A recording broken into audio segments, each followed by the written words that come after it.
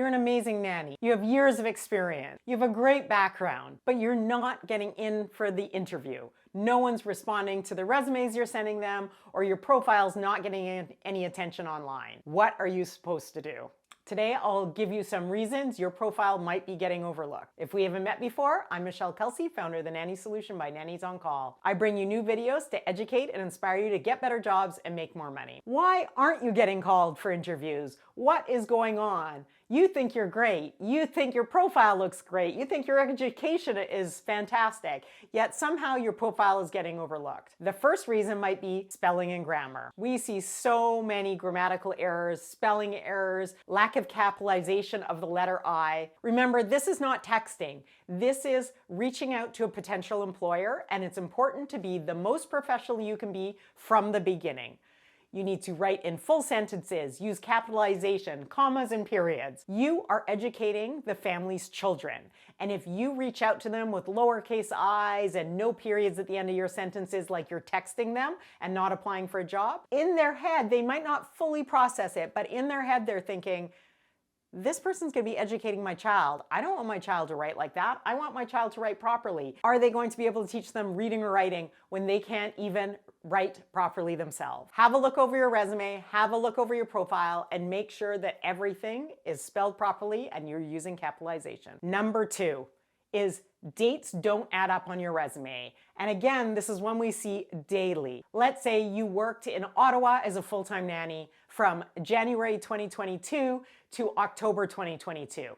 And then on the next line of your resume, it says you were a daycare assistant full-time from February 2022 to December 2022.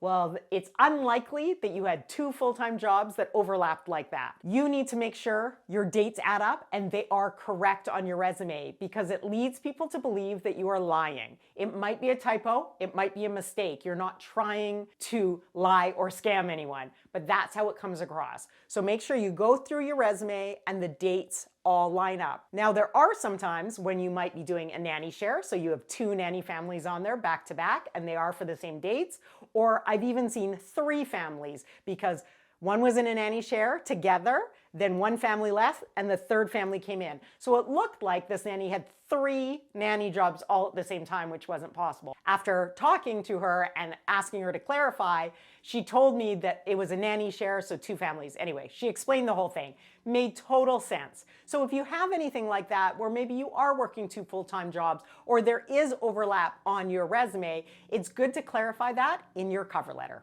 Number 3, too little information. If you just put the Smith family, October 2021 to December 2022, and took care of 2 children underneath it, that's not enough. Families want to see what you've done that matches their family. So for example, bathed the children, prepared snacks, drove to and from activities, took on outings to the park, whatever it is you've done. Be very specific. More bullet points you can put on there of tasks you've handled for that family, the better when applying for other families. Number 4, not in consecutive order. It's really important that your resume goes from most recent job at the top to oldest job at the bottom. That's how resumes are done.